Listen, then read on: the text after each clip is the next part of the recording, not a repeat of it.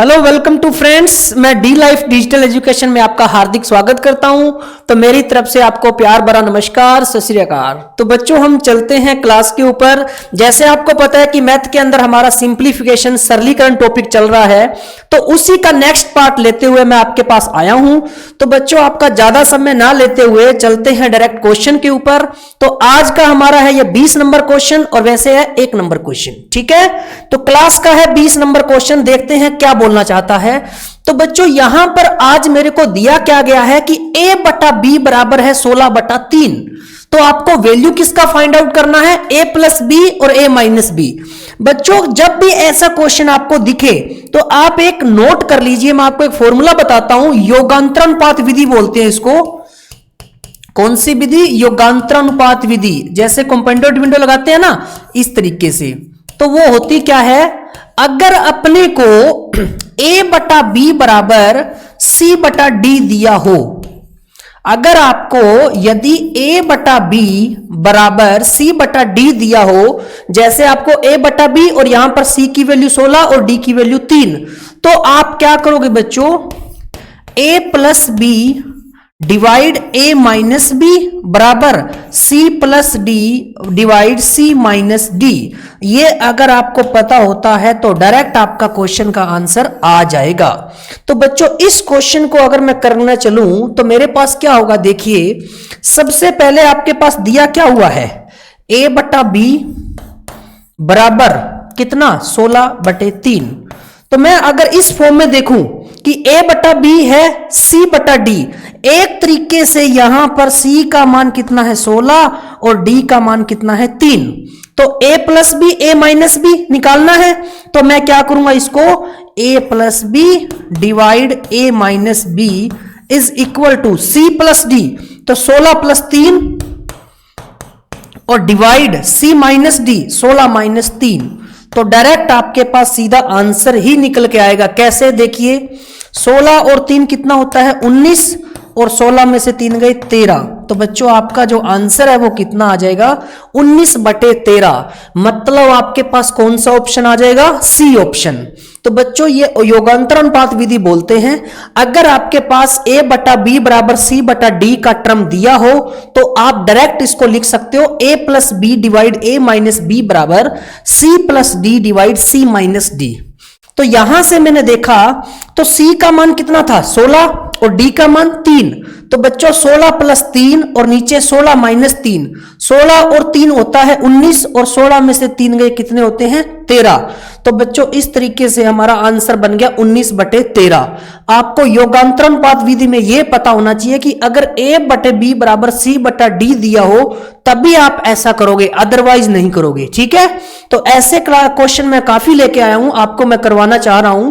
चलते हैं next question पे।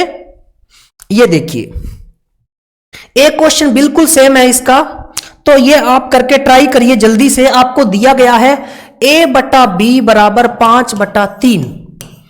तो आपसे पूछना चाहता है कि a plus B divide a minus B क्या होगा। तो बच्चों सबसे पहले मेरे दिमाग में एक ही बात आएगी, कौन सी, कि यहां पर अगर a बटा बी दिया हुआ है कितना 5/3, जिसमें से c आपका कितना है, तो आप कहोगे c ये है 5 और d कितना है 3।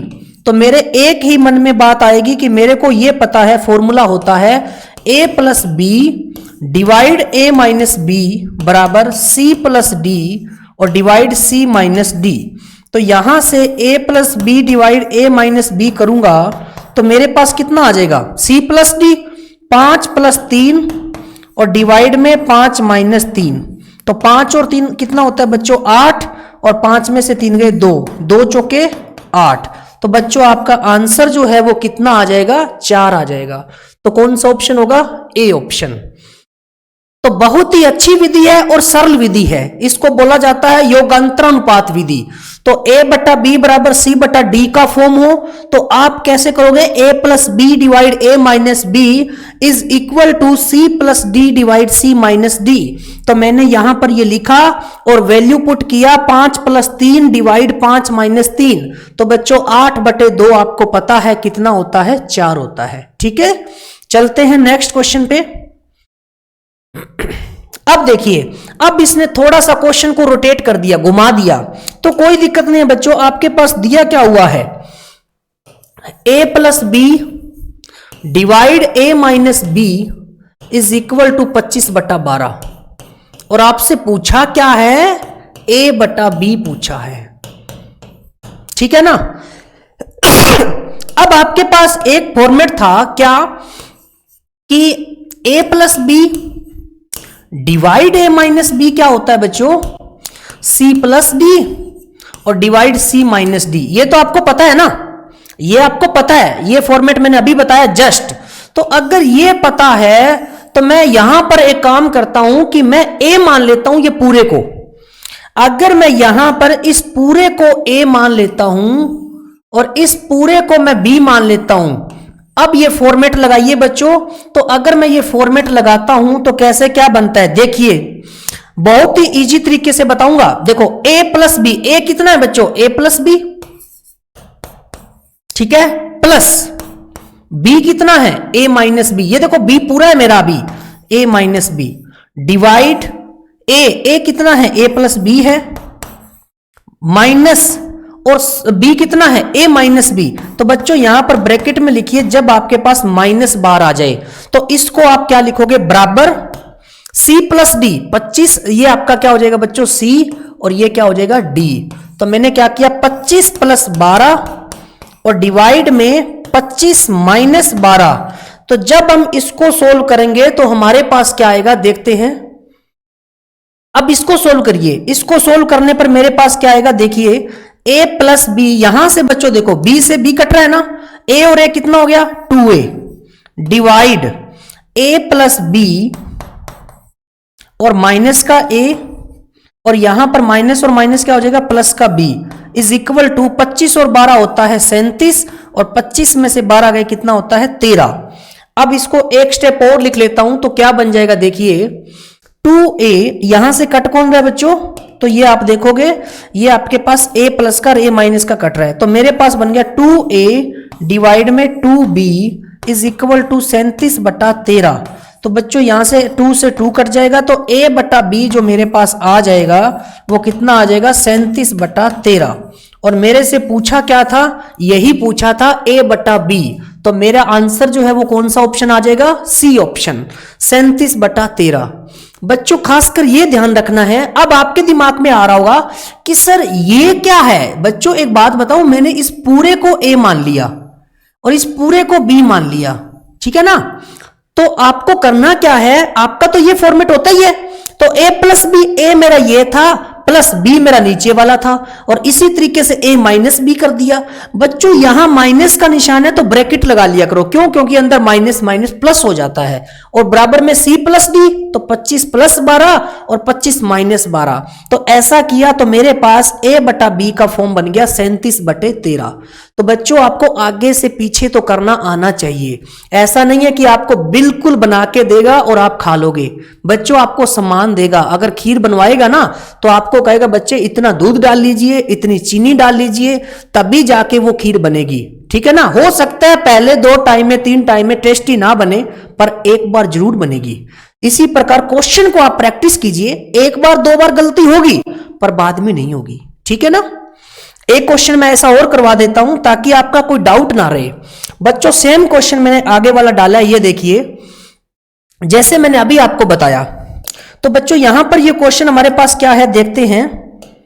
मेरे पास क्वेश्चन है x plus √5 divide x minus √5 और बराबर है 2। तो पूछ रहा है x का मान कितना होगा, ये क्वेश्चन पूछ रहा है। अब एक बात मैंने अभी आपको बताई थी कि मेरा जो फॉर्मेट होता है वो ये होता है a plus B divide a minus B is equal to c plus D divide c minus D. ये मेरा फॉर्मेट होता है योगांतरानुपात विधि का। तो मैंने क्या किया, मैंने एक काम किया कि मैंने इस पूरे को मान लिया a और इस पूरे को मान लिया मैंने b। तो बच्चों यहां पर क्या करूंगा, नीचे आप 1 लगा लीजिए, कुछ नहीं है, ये मेरा c हो गया और ये मेरा d हो गया, ठीक है। अब इसकी वैल्यू इसके अंदर करनी है पुट, तो करिए कितना आ जाएगा देखते हैं। a प्लस बी, तो x प्लस √5 कितना है, a है, ये a है ना, प्लस b b का मान कितना है x minus root 5 divide a minus B, ए तो हमारा x प्लस रूट 5 है और माइनस b कितना है बच्चों x माइनस रूट 5, इसको मैं लिखूंगा किसमें ब्रैकेट में, क्यों बाहर माइनस है। c प्लस d तो 2 प्लस 1 और डिवाइड में बच्चों 2 माइनस 1, ठीक है ना। जब कुछ भी ना हो तो नीचे 1 लगा लिया करो ताकि कोई दिक्कत ना हो, दिक्कत तो आनी नहीं है बेटा, ठीक है ना। अब इसको मैं अगर सोल्व करता हूं तो मेरे पास क्या बनता है, देखिए यहां से कट क्या आ रहा है, रूट 5 प्लस का रूट 5 माइनस का कट गया, x और x कट बन गया 2x डिवाइड, यहां पर देखिए ये माइनस का होगा और ये प्लस का होगा, तो मैं लिख देता हूं x plus root 5 minus x plus root 5, ये बच्चों क्या हुआ माइनस और माइनस हो गया प्लस। तो अगर मैं यहां से इसको सोल्व करता हूं तो मेरे पास कितना आता है, देखिए बराबर में कितना आ जाएगा 2 और 1 3, 3/1, इतना सोल्व कर लिया ना। अब यहां पर जो कट रहा है उसको आप काटिए, जल्दी काटिए, x माइनस का है ये प्लस का है तो कट गया, तो मेरा इसके यहां से आ गया 2x ऊपर से और नीचे से रूट 5, और रूट 5 कितना होता है 2 रूट 5, बच्चों रूट 10 मत लिख देना, रूट 5 और रूट 5 होता है 2 रूट 5, 2 बार आ गया ना, और बराबर में आ गया 3/1, यहां से 2 से 2 कट गया तो मेरे पास x कितना आ जाएगा, रूट 5 की 3 से गुना करूंगा तो 3 रूट 5 आ जाएगा। यही मेरे से पूछा था, तो मेरा आंसर कितना बन जाएगा x बराबर 3 रूट 5, मतलब कहने का आपका आंसर कौन सा हो जाएगा, बी ऑप्शन। तो बच्चों बहुत ही इजी है ये क्वेश्चन, बस आप थोड़ा सा इसमें टाइम लगाइए और टाइम दीजिए अपने आप को, क्वेश्चन हो जाएगा। मैंने आपको एक ही बात बोल रही है कि अगर सीधा होता है तो आप कर दोगे इस तरीके से, परंतु जब ऐसा फॉर्मेट आ जाए तो ऊपर वाले पूरे भाग को a मान लीजिए, नीचे वाले पूरे भाग को b मान लीजिए, और उसके बाद तो आपको पता है a plus B, a minus B, ऐसे करते ही हो आप, तो वही मैंने किया है। तो a का मान पूरा है x प्लस रूट 5 और b का मान है x माइनस रूट 5, नीचे माइनस करना था तो इसलिए मैंने ब्रैकेट लगाया, और बराबर में c प्लस d तो 2 प्लस 1 और डिवाइड में 2 माइनस 1। तो जब इसको सोल्व किया तो मेरे पास x का मान कितना आ गया बच्चों 3 रूट 5, कौन सा ऑप्शन है, बी ऑप्शन। नेक्स्ट क्वेश्चन देखिए,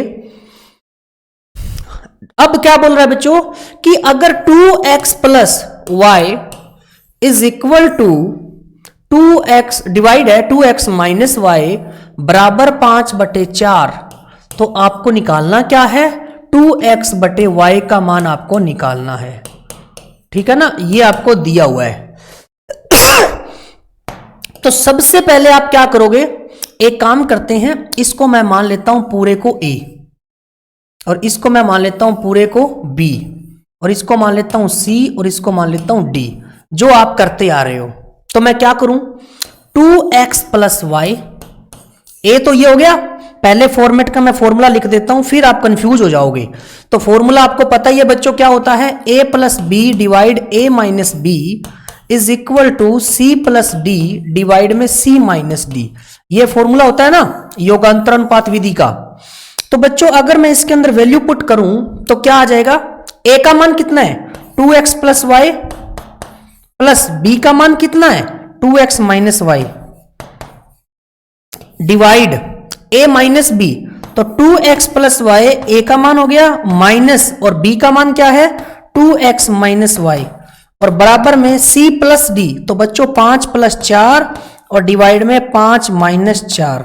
तो जब हम इसको सोल्व करेंगे तो हमारे पास क्या बन के आएगा, देखिए यहां से आपके पास y से y कट रहा है तो 2x और 2x कितना हो गया 4x डिवाइड, यहां पर बच्चों देखो माइनस का 2x होगा और प्लस का क्या होगा y, तो 2x से 2x कट जाएगा ना, एक फॉर्मेट और लिख देते हैं 2x प्लस वाई माइनस का 2x और माइनस प्लस क्या हो जाएगा y बराबर में 5 और 4 9 और 5 में से 4 गए 1। अब यहां से आप सोच सकते हो कि माइनस का 2x कट गया तो 4x क्या बन के आ गया, ये देखिए 4x डिवाइड में कितना है बच्चों y और y 2y is equal to 9/1, ये बन के आया ना। अब यहां से देखिए 2 दूना 4, तो मेरे पास 2x बाई वाई बराबर आ गया 9, 1 आपसे पूछा क्या है, यही तो पूछा है 2x बाई वाई, तो 2x बाई वाई बराबर कितना आ गया बच्चों 9/1 कह सकते हो या फिर आप क्या कह सकते हो 9। तो 9/1 9 ही होता है, ठीक है ना। तो बच्चों कुछ भी नहीं है क्वेश्चन के अंदर, सिर्फ कैलकुलेशन। कैलकुलेशन आपकी अच्छी है तो आप बहुत लंबे जाओगे, और यही एडवांस मैथ सरलीकरण करने का एक आसान तरीका है। तो ये अगर आपको पता है ना, इसका उपयोग करना आता है, तो बच्चों इस क्वेश्चन में कुछ भी नहीं है। मैंने ऊपर वाले भाग को a मान लिया, नीचे वाले को b मान लिया।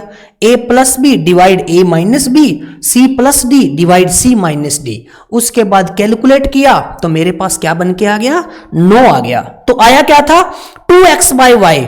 मैंने सोचा x बाई वाई का रेशियो पूछेगा तो 2 नीचे आ जाता, परंतु इसने तो कुछ पूछा ही नहीं। जब हम जा रहे थे एक रास्ते पे तो हमारे को 2x बाई वाई मिला और उसी को वही फाइंड आउट करना था। तो बच्चों इसका आंसर कितना आ जाएगा 9। तो देखिए आप नेक्स्ट क्वेश्चन को पढ़िए बच्चों, क्या बोलना चाहता है, देखिए क्वेश्चन को। हाँ जी, तो इसी प्रकार हम नेक्स्ट क्वेश्चन कर रहे हैं। तो नेक्स्ट क्वेश्चन में बच्चों जैसे पहले मैंने आपको बताया था कि इसके अंदर आपको क्या दिया हुआ है कि 2x minus Y divide x plus 2y और इज इक्वल टू है 1/2। अब यहां से एक बात ध्यान से रुकना कि अगर मैं इसको ऊपर प्लस और ऊपर माइनस करता हूं तो बच्चों आपका फॉर्मेट वो नहीं बनेगा। एक बार मैं इसकी क्रॉस मल्टीप्लाई करके देखूं कि अगर मैं इसकी क्रॉस मल्टीप्लाई आर पार गुना करता हूं, इसकी इसके साथ, इसकी इसके साथ, तो 2x माइनस वाई 2 से, और उसके बाद में x प्लस 2y की 1 से करूंगा तो x प्लस 2y ही आएगा, है ना। तो 2 दूना कितना होता है बच्चों 4x माइनस का 2y is equal to x plus 2y। तो यहां से अगर मैं देखूं 4x इधर आएगा तो माइनस का x बराबर 2y और उधर जाएगा तो प्लस का 2y। तो यहां से मेरे पास 4x माइनस x कितना होता है 3x बराबर में 4y, ये बन गया ना।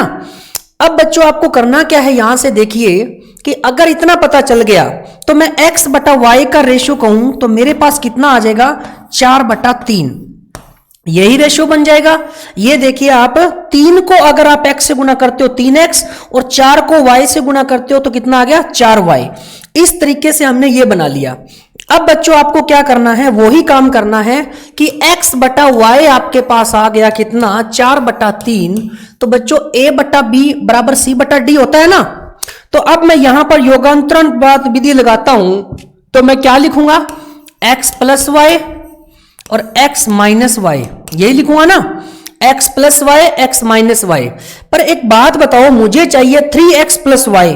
तो आप थोड़ा सा यहीं पर ध्यान दीजिए कि बच्चों यहां पर पूछना क्या चाह रहा है। इतना करने की जरूरत है ही नहीं, पहले हमने देखा ही नहीं निकालना क्या है। तो उसने पूछा क्या है, उसने पूछा है 3x प्लस वाई और डिवाइड में 3x माइनस वाई। तो एक बात बताओ यहां से मैं क्या करूं, तो अगर मैं 3x बाई वाई लिखूं तो क्या लिखूंगा बच्चों, बता सकते हो 4/1, यही तो लिखूंगा ना, क्योंकि मुझे डायरेक्ट आंसर मिल जाएगा। अब मैं यहां पर योगांतरण विधि लगाता हूं तो 3x प्लस वाई और डिवाइड में 3x माइनस वाई, ठीक है ना, बराबर में 4 प्लस 1 डिवाइड 4 माइनस 1। ये कौन सी विधि है, योगांतरण पात विधि। वही विधि लगा दिया मैंने, इसको मैंने ले लिया है a और इसको मैंने ले लिया है b, और ये मेरा है c और ये मेरा है d। तो बच्चों a plus B divide a minus B और c plus d divide c minus d। तो बच्चों यहां से 3x plus Y divide 3x minus Y is equal to 4 और 1 5 और 4 में से गए 3। तो बच्चों जो आपका आंसर है वो क्या आ जाएगा 5/3। तो कौन सा ऑप्शन होगा, सी ऑप्शन। कोई दिक्कत हुई, कोई दिक्कत नहीं। देखो यहां पर मैंने देखा कि जब मेरे पास इस तरीके का फॉर्म बन रहा है और मेरा डायरेक्ट आ जाएगा answer 3x plus Y 3x minus Y, तो आपको जब पता होगा कि a बाई बी बराबर c बाई डी होता है तो आप ऐसा कर पाओगे, नहीं तो नहीं कर पाओगे। आप नहीं तो क्या कर पाओगे, आर पार गुना किया x y की वैल्यू निकाल लोगे, फिर इसके अंदर पुट करोगे तो बच्चों आंसर तो आ जाएगा, परंतु टाइम बहुत लग जाएगा। जब आपको विधि पता है, डायरेक्ट आंसर आ रहा है, तो आप इतना क्यों मत्था मार रहे हो। तो डायरेक्ट आप कीजिए, ठीक है। चलते हैं नेक्स्ट क्वेश्चन पे।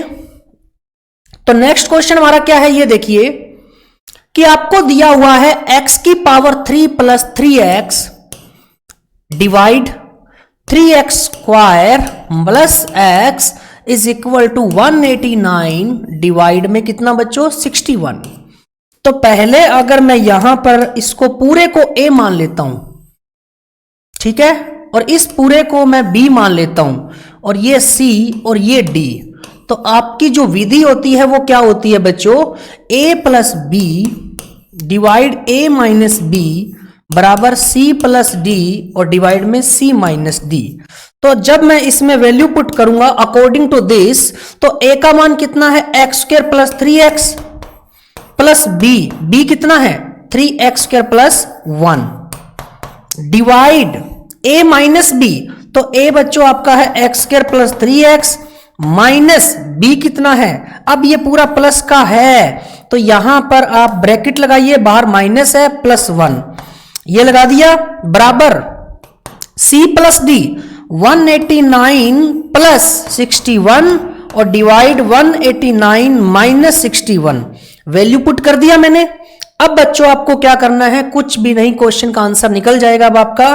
देखिए सबसे पहले क्या करें, इसको अगर मैं सोल्व करता हूं तो बच्चों ये बन जाएगा x square plus 3x square plus 1 divide x square plus 3x minus का 3x स्क्वायर माइनस का 1, प्लस माइनस क्या होता है, माइनस होता है। अब इसको जोड़ो तो 189 और 190 6 250 डिवाइड 189 में से 61 माइनस करो, तो यहां पर 9 में से 1 गए 8, 8 में से 6 गए 2, 1, इसको काटेंगे तो 125 आ जाएगा और इसको काटेंगे तो कितना आ जाएगा 64, 2 के पहाड़े पे कट जाएगा ना। अब बच्चों क्या करना है, देखिए ध्यान से, इतना करने के बाद आपके पास ये आ गया। अब मेरे को एक बात बताइए, ये फॉर्मूला किसका होता है, अगर आपको पता है तो ये फॉर्मूला, ये x प्लस 1 का पावर 3 होल पावर जो होता है ना, x प्लस 1 का होल क्यूब कितना होता है, यही होता है, और x प्लस x माइनस 1 का होल क्यूब यही होता है। तो ये बच्चों आपको फॉर्मूला पता होना चाहिए। तो x प्लस 1 और नीचे x माइनस 1 इनका होल क्यूब है ये, बराबर में आपके पास 125 और 64 है, तो 125 5 का होता है और 164 कितने का होता, सॉरी 64 कितने का होता है 4 का, इनका भी पावर 3 हो गया। ये समझ में आ गया। तो बच्चों यहां से x plus 1 divide x minus 1 बराबर कितना आ गया 5/4, ये पता चल गया आपको, ठीक है ना, क्योंकि पावर से पावर कट गई।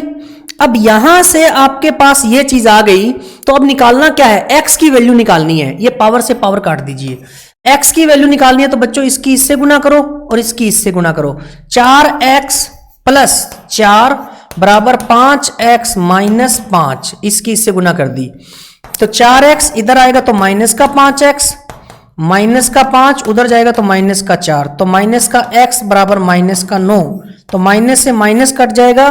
तो बच्चों आपके पास जो फॉर्मेट बन के आएगा आंसर का वो क्या आ जाएगा, x बराबर 9, तो 9 आपका क्या आ जाएगा, आंसर आ जाएगा x बराबर 9। तो इस तरीके से आपका x का वैल्यू कितना आ जाएगा, 9 आ जाएगा। तो बच्चों इसमें ज्यादा कुछ नहीं करना, सबसे पहले आप क्या करोगे, एक्स स्क्वायर प्लस 3x को मैंने a ले लिया और 3x स्क्वायर प्लस 1 को मैंने b ले लिया और बराबर में ये आपको दिया हुआ था, तो ये मैंने c और d का फॉर्मेट बना लिया।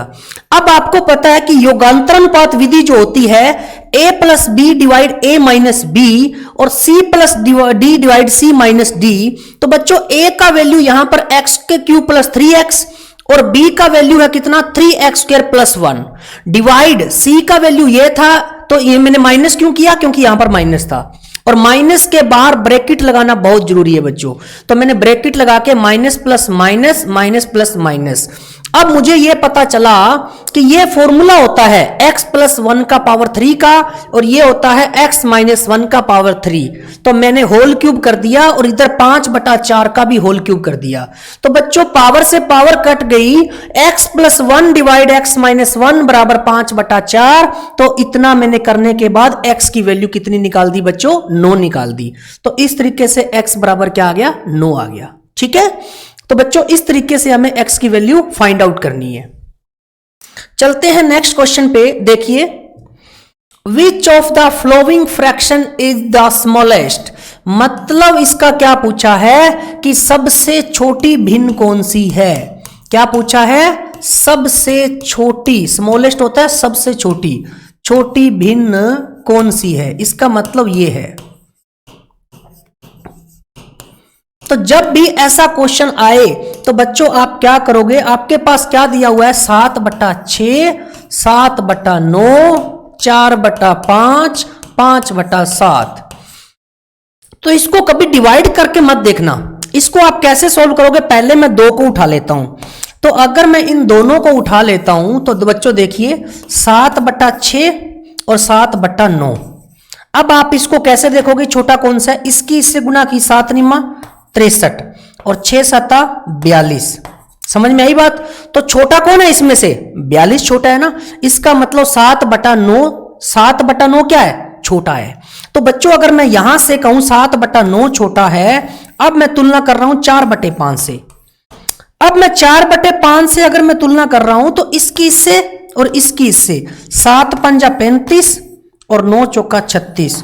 तो छोटा कौन है बच्चों, यहां से 35 छोटा है। तो मैंने क्या लिया, 7/9 छोटा है अभी तक। अब किसके साथ तुलना रहेगी, 5/7 के। ठीक है, अब इनकी तुलना करूं तो मेरे पास कितना आएगा, देखिए 7 7 49 और 9 5 45।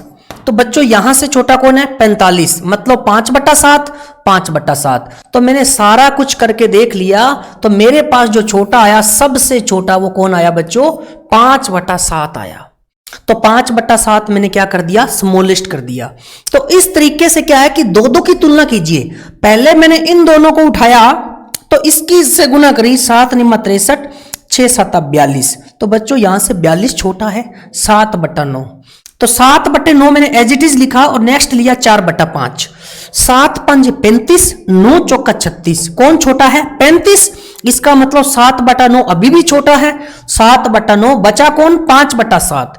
तो इसकी इससे गुना की, 7 7 49 और 9 5 45। 49 और 45 में छोटा कौन है, 45। तो बच्चों 5/7 जो है वो सबसे स्मॉलेस्ट है, ये सबसे छोटा है। क्या है ये, सबसे छोटा है। तो इस तरीके से आपका जो आंसर है वो क्या हो जाएगा, 5/7। तो बच्चों कोई दिक्कत आई, कोई दिक्कत नहीं है, बहुत ही सिंपल चीज है। ठीक है, तो ध्यान रखना इसका। नेक्स्ट, अब ऐसा क्वेश्चन है फिर से। अब इसमें क्या पूछा है, which of the following is the largest fraction. तो इनमें से सबसे बड़ी भिन्न कौन सी है, इनमें से सबसे बड़ी भिन्न कौन सी है, ये चीज पूछी है। तो कोई दिक्कत नहीं है। लार्जेस्ट फ्रैक्शन का मतलब सबसे बड़ी भिन्न। तो बच्चों पहले हम क्वेश्चन को लिखते हैं 6/7, उसके बाद में क्या है 5/6, 7/8 और 4/5। ठीक है ना, क्या है 6/7, 5/6, 7/8, 4/5।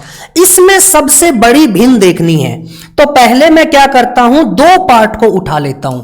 मैंने इन दोनों को उठाया तो वही काम करूंगा। देखो 6/7 और क्या है 5/6। तो पहले मैं क्या करता हूं, इनके बारे में देखता हूं। 6 × 6 कितना होता है 36 और 7 × 5 कितना होता है 35। तो बड़ा कौन यहां से 36, मतलब 6/7 बड़ा है। अब 6/7 की नेक्स्ट तुलना किससे करूंगा, 7/8 से। अब देखिए 8 छिका 48 और 7 7 49।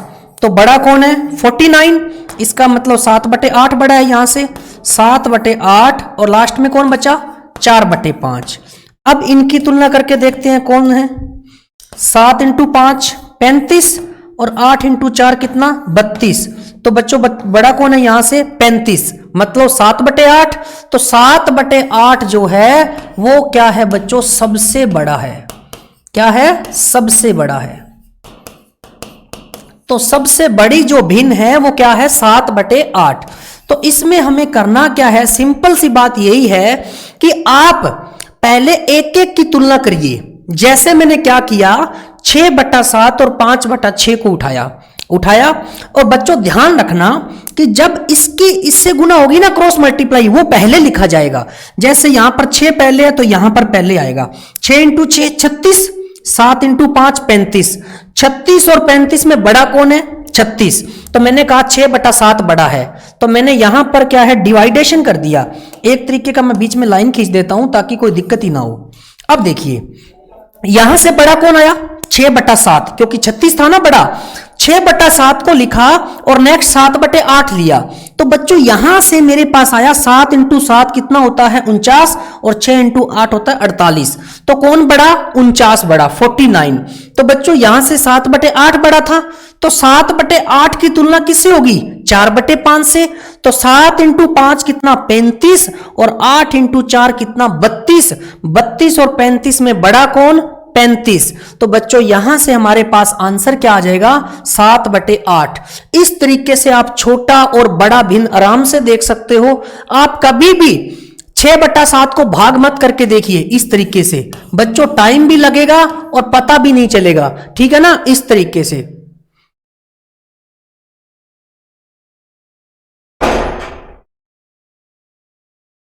हाँ जी, तो इस टाइप से हमने ये जो क्वेश्चन किया है। तो बच्चों फिर से मैं आपको एक बार फिर से बताता हूं कि जब भी ऐसा क्वेश्चन आए, सबसे बड़ी भिन्न सबसे छोटी भिन्न, तो आपको करना क्या होता है, पहले आप किसी भी दो, जैसे मैंने पहले दो उठाए हैं, ठीक है ना, पहली दो भिन्न उठाई 6/7 और 5/6। जब मैंने इनको आर पार क्रॉस मल्टीप्लाई किया तो यहां पर 6 × 6 36 आया और 7 × 5 35 आया।